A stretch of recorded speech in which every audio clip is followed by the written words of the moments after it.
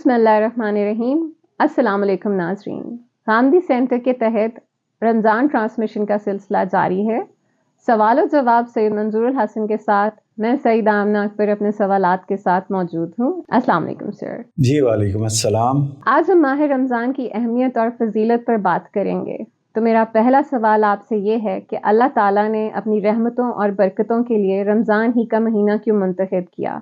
I mean to say there could have been any other month. Why particularly Ramzan? बिस्मिल्लाहिर्रहमानिर्रहीम। इस सवाल को और इसके जवाब को समझने के लिए सबसे पहले ये जानना चाहिए कि अल्लाह ताला ने ये जो कायनात बनाई है, ये जो दुनिया का निज़ाम बनाया है, ये किस तरीके से बनाया है। अगर हम इस निज़ाम का मुताला करें, इसको देखें, तो ये असल में दिनों के एतबार से तय किया गया है। यानी इसमें दिन हैं, इसमें साल हैं, इसमें महीने हैं, इसमें सातें हैं, मिनट्स हैं, घंटे हैं। ये सारी चीज़ें हैं जो इसके अंदर मौजूद हैं। ये जब हम अपने निज़ाम को कायम करते हैं, यानी इंसान भी जब अपने निज़ाम को कायम करते हैं, तो वो इन्हीं एतबारात से, इन्हीं तय्युनात से अपने निज़ाम को कायम करते हैं। मसलन हम ये तय करते हैं कि हम में से कोई शख्स कब इस दुनिया में आया है। इसी तरह ये बात भी मुकर्रर होती है कि अल्लाह ताला की तरफ से कब हमारा मौत का वक्त आएगा, हम इस दुनिया से चले जाएंगे। तमाम इंसानों का यही मामला होता है। और कायनात के बाकी अमूर भी, बाकी पहलू भी इसी पहलू से, इसी एतबार से तश्कील दिए जाते हैं। इसमें अगर आप देखिए ख़ास तौर पर कि जैसे कि हमारी ईदैन हैं, यानी ईदों की नमाज़ें हैं या ईदों के त्यौहार हैं, वो भी एक ख़ास महीने में और ख़ास अय्याम के लिए हैं। इसी तरह आप देखिए कि हज का महीना है, तो उसके अंदर हज की इबादत जो है वो ख़ास दिनों के लिए मुकर्रर की गई है। इसी तरह हमारी नमाज़ों के जो औकात हैं वो भी सुबह, दोपहर, शाम, रात, ग़ुरूब आफ्ताब के हवाले से मुकर्रर हैं। इससे ये बात पूरी तरह वाज़ेह हो जाती है कि इंसानों का मामला भी यही है कि ज़ाहिर है कि अल्लाह ताला ने इंसानों को जिस फितरत पर, जिस साख्त पर बनाया है, वो एक निज़ाम के अंदर चलता है। वो दिनों के, सालों के, इसी तरह महीनों के एक निज़ाम के अंदर चलता है। तो इसी का लिहाज करते हुए अल्लाह ताला ने अपने जो मामलात हैं उनको भी महीनों के साथ, सालों के साथ और अय्याम के साथ ख़ास कर रखा है। और रोज़ों के लिए, यानी ख़ास तौर पर वो रोज़े जो एक ख़ास महीने के लिए फ़र्ज़ किए गए हैं, उसके लिए अल्लाह ताला ने रमज़ान का महीना मुकर्रर फरमाया है। जी, यहाँ ज़रा रुक के ये बताइएगा कि ये जो महीने हैं, मुहर्रम का, रबीउल अव्वल का, रमज़ान का, इनकी दीन में क्या अहमियत है? इनकी दीन में कोई अहमियत नहीं है। ये ज़ाहिर है कि उसी तरह के महीने हैं जिस तरह मिसाल के तौर पर फरवरी, मार्च, अप्रैल, मई, जून, जुलाई वगैरह ये महीने हैं, या हमारे इंडिया में, भारत में महीने या पंजाब में इस्तेमाल होते हैं सावन, भादों, चेत, वसाख वगैरह, इस नौइयत के नाम हैं। तो इसी तरह ये भी, यानी रमज़ान का महीना है, रबीउल अव्वल का महीना है, रबीउल सानी का महीना है, ये नाम कोई इस्लाम ने नहीं रखे या नबी करीम सल्लल्लाहु अलैहि वसल्लम तशरीफ़ लाए हैं तो आपने इन महीनों का तयन नहीं फरमाया। ये पहले से अरबों के अंदर राइज थे, यानी इन महीनों का तयन पहले से मौजूद था। जहाँ तक साल का ताल्लुक़ है तो वो एक अलग बात है, लेकिन इन महीनों का तयन पहले से मौजूद था और यही नाम थे। इन नामों में से भी कोई नाम ऐसा नहीं है कि जिसको इस्लाम ने रखा हो। मगर हमारे इस्लामी कैलेंडर में तो बिल्कुल यही नाम एग्जिस्ट करते हैं। बिल्कुल ठीक आपने कहा। उसकी वजह यह है कि जब हमारा हिजरी कैलेंडर बना है, इस्लामी कैलेंडर भी कहा जा सकता है या मुसलमानों का कैलेंडर भी कहा जा सकता है, इसके लिए ज़्यादा मुनासिब जो लफ्ज़ है वो हिजरी कैलेंडर है। यानी जो हिजरत के मौके से शुरू हुआ, यानी जब हज़रत उमर रज़ी अल्लाह अन्हु के ज़माने में लोगों के मशवरे से और ख़ुसूसन हज़रत अली के मशवरे से, ये रिवायतों में बयान किया जाता है रज़ी अल्लाह अन्हु, उनके मशवरे से ये बात तय की गई कि अब मुसलमानों का एक बाकायदा साल का सिलसिला शुरू होना चाहिए। तो वो कैसे शुरू किया जाए? जैसा कि ईसाइयों के यहाँ या नसारा के यहाँ जब साल शुरू होता है तो हज़रत ईसा अलैहिस्सलाम की पैदाइश के मौके से शुरू किया जाता है।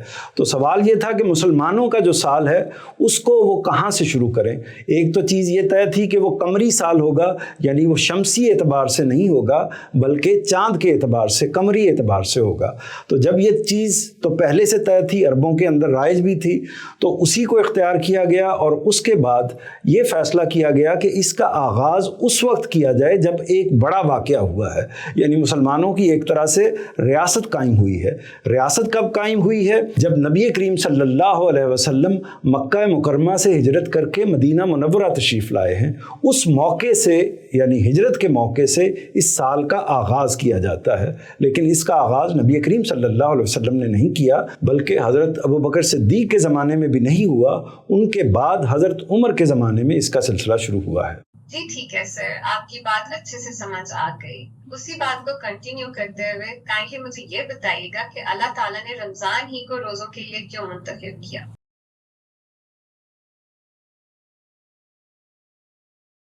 کے لیے، اس بابرکت مہینے کے لیے رمضان کے مہینے کا انتخاب کیوں کیا ہے؟ قرآن مجید کا مطالعہ کیا جائے، احادیث کو دیکھا جائے تو جو بات پوری طرح واضح ہو کر ہمارے سامنے آتی ہے تو اس کا جواب یہ ہے کہ اللہ تعالیٰ نے اس لیے ماہ رمضان کو روزوں کے لیے خاص کیا ہے کہ اس میں اللہ تعالیٰ نے اپنی ہدایت کی کتاب یعنی قرآن مجید کو نازل کیا ہے۔ تو قرآن مجید کا نزول یا اس کی خاص جو برکت ہے وہ اس کا باعث بنی ہے کہ اللہ تعالیٰ اسی کو منتخب کریں کہ اس میں روزوں کی عبادت فرض کر دی جائے۔ روزے ظاہر ہے کہ ایسے بھی ہو سکتے ہیں جو نفلی ہوں، لیکن وہ روزے جو پورے مہینے کے لیے فرض کرنا اللہ تعالیٰ کا مقصود تھا، اس کو کس مہینے میں فرض کیا جائے، تو اس کے لیے اس مہینے کا انتخاب کیا گیا جس میں اللہ تعالیٰ نے قرآن مجید کو نازل کیا ہے۔ جیسے کہ آپ نے کہا کہ اس مہینے میں قرآن مجید کو نازل کیا گیا، اسی وجہ سے رمضان کی فضیلت بہت بڑھ جاتی ہے، تو قرآن مجید کی کیا اہمیت ہے، اس بارے میں تھوڑا ہمیں بتائیے۔ قرآن مجید کی غیر معمولی فضیلت ہے، یعنی ایک تو یہ ہے کہ ہم اس کو لفظوں میں بیان کر دیں کہ قرآن مجید ایک عظیم کتاب ہے، بڑی کتاب ہے، یہ اپنی جگہ مسلم بات ہے، لیکن اس کو سمجھ لینا چاہیے۔ سمجھ اس طریقے سے لینا چاہیے کہ اللہ تعالیٰ نے انسانوں کو جو ہدایت دی ہے وہ کس طریقے سے دی ہے۔ اس کا ایک پہلو یہ ہے، یا ہم یہ کہنا چاہیں کہ جب انسان اس دنیا میں آتا ہے تو کچھ ہدایت کو لے کر اپنے ساتھ لے کر اس دنیا میں آتا ہے، وہ فطرت کی ہدایت ہے۔ یعنی انسان کو یہ معلوم ہوتا ہے، اللہ تعالیٰ نے اس کی شخصیت کے اندر، اس کی فطرت کے اندر، اس کے شعور کے اندر اس بات کو ودیت کر دیا ہوتا ہے، یعنی ڈال دیا ہوتا ہے۔ کس بات کو؟ کہ ہمارا کوئی پروردگار ہے، ہمارا کوئی خالق ہے۔ اسی طرح ہم اس بات کو بھی لے کر اس دنیا میں آتے ہیں کہ ہمارا کوئی نہ کوئی روز جزا ہونا چاہیے، ہمارا حساب کتاب ہونا چاہیے، اس دنیا کے اندر جو بھی معاملات چل رہے ہیں اس کا کوئی نتیجہ نکلنا چاہیے۔ تو آخرت کا، قیامت کا ایک تصور بھی لے کر ہم اس دنیا کے اندر آتے ہیں۔ اس کے ساتھ کچھ اخلاقیات کی چیزیں ہیں، یعنی جھوٹ غلط ہے، سچ صحیح ہے، اسی طرح دیانت ہونی چاہیے، دھوکہ بازی نہیں ہونی چاہیے، کسی کے ساتھ زیادتی نہیں ہونی چاہیے، ظلم نہیں ہونا چاہیے، انصاف ہونا چاہیے، عدل ہونا چاہیے۔ یہ ساری وہ چیزیں ہیں جو ہمارے اندر ودیت ہیں، اور ہر بچہ جو اس دنیا میں پیدا ہوتا ہے وہ خدا کے شعور کے ساتھ پیدا ہوتا ہے، وہ آخرت کے شعور کے ساتھ پیدا ہوتا ہے، اور اسی طرح اخلاقیات کے، اعلیٰ اخلاقیات کے شعور کے ساتھ وہ اس دنیا میں آتا ہے۔ لیکن معاملہ یہ ہے کہ اللہ تعالیٰ نے یہیں تک نہیں چھوڑ دیا، یعنی محض یہاں تک معاملے کو مکمل نہیں کیا، بلکہ اس سے آگے اپنی رحمت کی وجہ سے اور انسانوں کی بہتری کے لیے اللہ تعالیٰ نے اس بات کا اہتمام کیا کہ اللہ تعالیٰ نے اپنے پیغمبر بھیجے ہیں۔ یعنی اللہ تعالیٰ نے انسانوں میں سے کچھ لوگوں کو منتخب کیا جو اسی ہدایت کو اپنی تکمیلی صورت میں لوگوں کے سامنے پیش کریں، ان کو تذکیر کریں، ان کو سمجھائیں۔ جیسے ایک استاد سمجھاتا ہے، ایک مربی سمجھاتا ہے، ایک مرشد سمجھاتا ہے، اس طریقے سے لوگوں کو گائیڈ کریں، ان کی رہنمائی کریں، ان کو سمجھائیں۔ یعنی جو باتیں ان کے دل میں، ان کے شعور میں موجود ہیں، ان کی ایک طرح سے تذکیر کریں، یاد دہانی کریں۔ لیکن یہاں بھی اختتام نہیں ہوا، اس سے بھی آگے بڑھ کر اللہ تعالیٰ نے ایک اور اہتمام کیا، ایک اور انتظام کیا، اور وہ انتظام یہ تھا کہ اللہ تعالیٰ نے اپنے پیغمبروں کے ساتھ کتابیں بھی نازل فرمائی ہیں۔ تو متعدد پیغمبروں کے ساتھ اللہ تعالیٰ نے اپنی کتابیں، اپنے صحائف نازل کیے ہیں۔ کتاب کیا ہوتی ہے؟ کتاب یہ ہوتی ہے کہ اللہ تعالیٰ جو بھی پیغام دینا چاہتے ہیں، جو بات کہنا چاہتے ہیں، وہ اپنے الفاظ میں، اپنے طریقے سے، اپنے الفاظ میں، اپنی بات کے انداز میں، اپنے جملے میں اس بات کو بیان کرتے ہیں۔ وہ پیغمبر تک پہنچتی ہے اور پھر پیغمبر کے ذریعے سے دوسرے انسانوں تک، باقی لوگوں تک پہنچتی ہے۔ تو تورات اسی نوعیت کی ایک کتاب ہے، اسی طرح انجیل اسی نوعیت کی ایک کتاب ہے، اسی طرح زبور اسی نوعیت کی ایک کتاب ہے، اور آخری کتاب قرآن مجید ہے۔ قرآن مجید ایک محفوظ صحیفہ ہے جو اللہ تعالیٰ نے نازل فرمایا اپنے پیغمبر صلی اللہ علیہ وسلم پر، اور نازل ہونے کے بعد یہ آج تک لفظاً محفوظ ہے۔ یعنی باقی جو صحائف ہیں ان میں تو لوگوں نے تحریف بھی کر لی، ان میں کچھ تبدیلیاں بھی ہو گئیں، اور ان میں بعض لوگوں نے اس کے مطالب کو بھی خراب کر دیا، اور بعض ان کے اجزاء اس طریقے سے محفوظ بھی نہیں رہ سکے۔ لیکن یہ جو صحیفہ ہے یعنی قرآن مجید لفظ بلفظ اسی طرح ہمارے پاس موجود ہے جیسا کہ نبی کریم صلی اللہ علیہ وسلم پر نازل ہوا تھا۔ تو اس میں جو واقعہ ہے وہ کیا ہوا ہے، یعنی اس کی جو خاص اہمیت ہے اس کو ملحوظ رکھنا چاہیے، وہ یہ ہے کہ یہ اللہ تعالیٰ کے الفاظ ہیں، یعنی اللہ تعالیٰ کے بیان ہی الفاظ، جو بات اللہ تعالیٰ نے جن الفاظ میں کہی ہے انہی الفاظ میں ہمارے سامنے موجود ہے۔ جب اللہ تعالیٰ کے الفاظ ہمارے سامنے موجود ہوتے ہیں یا ہمارے درمیان میں موجود ہوتے ہیں تو پھر اختلاف کی گنجائش باقی نہیں رہتی۔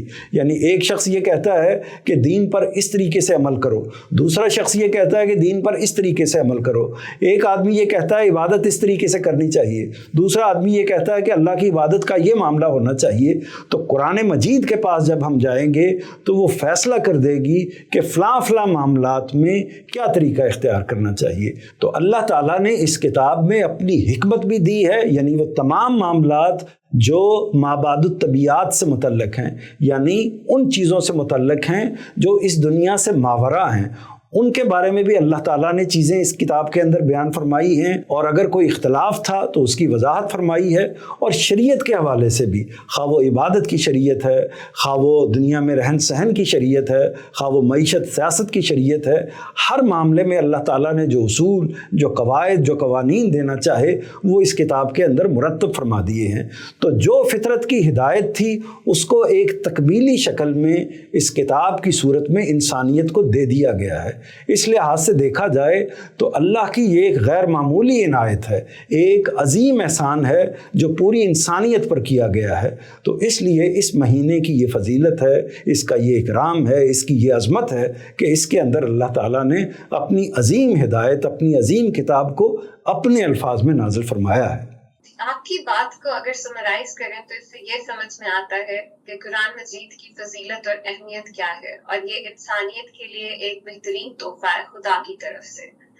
اسی بات سے میں آپ سے یہ بھی جاننا چاہوں گی کہ قرآن مجید کے حوالے سے ہم یہ جانتے ہیں کہ یہ کئی سالوں میں تھوڑا تھوڑا کر کے حضور پاک صلی اللہ علیہ وآلہ وسلم پر نازل ہوا، تو اس بات سے کیا مراد ہے کہ یہ رمضان کے ماہ میں ہی نازل کیا گیا؟ یہ ذرا تفصیل سے بتائیے گا۔ جی، اس میں مختصر سی بات ہے، اور وہ بات یہ ہے کہ قرآن مجید جب یہ کہا جاتا ہے کہ قرآن مجید اس مہینے میں نازل ہوا ہے تو اس کا مطلب یہ لازم نہیں ہے کہ یہ لیا جائے کہ اکٹھا قرآن مجید اسی مہینے کے اندر نازل ہو گیا۔ تو دو اس کے معنی ہو سکتے ہیں۔ یہ معنی بھی ہو سکتا ہے جو زیادہ قرین قیاس ہے، اور وہ معنی یہ ہے کہ اصل میں اس مہینے میں قرآن مجید کا نزول شروع ہوا ہے۔ اللہ تعالیٰ نے اپنی جانب سے جبرائیل علیہ السلام کے ذریعے سے جب قرآن مجید کو نازل کرنا شروع کیا تو اس مہینے میں نازل کرنا شروع کیا، اور اس سے یہ بھی قیاس کیا جا سکتا ہے کہ پہلی وحی جو نبی کریم صلی اللہ علیہ وسلم پر آئی وہ امکان یہی ہے یا قیاس کیا جا سکتا ہے کہ وہ اسی مہینے میں آئی ہوگی۔ اور اسی طرح دوسری جو بات یا دوسرا قیاس یہ ہو سکتا ہے کہ پورے کا پورا قرآن مجید ایک ہی موقع پر یعنی رمضان ہی کے مہینے میں اللہ تعالیٰ نے جبریل امین کو دے دیا ہو، اور پھر ان سے آگے نبی کریم صلی اللہ علیہ وسلم کو جستہ جستہ رفتہ رفتہ ایک تدریج کے ساتھ آگے ملتا رہا۔ آج ہم نے ماہ رمضان کی اہمیت اور فضیلت کے بارے میں بات کی، اور ہمیں یہ بھی پتہ چلا کہ اس مہینے کی اہمیت اور فضیلت کی ایک اہم وجہ قرآن مجید کا اس مہینے میں نازل ہونا ہے۔ اسی وجہ سے اس مہینے میں قرآن مجید کی تلاوت اور اس کا مطالعہ لازماً کرنا چاہیے۔ میں خود بھی کوشش کروں گی اس مہینے میں زیادہ سے زیادہ قرآن مجید کو سمجھنے کی کوشش کروں، اور آپ سے بھی گزارش کروں گی کہ آپ بھی اس موقع کا فائدہ اٹھائیں۔ اسی کے ساتھ ہم اس پروگرام کا اختتام کرتے ہیں۔ اگلے ایپیسوڈ میں پھر حاضر ہوں گے۔ اللہ حافظ۔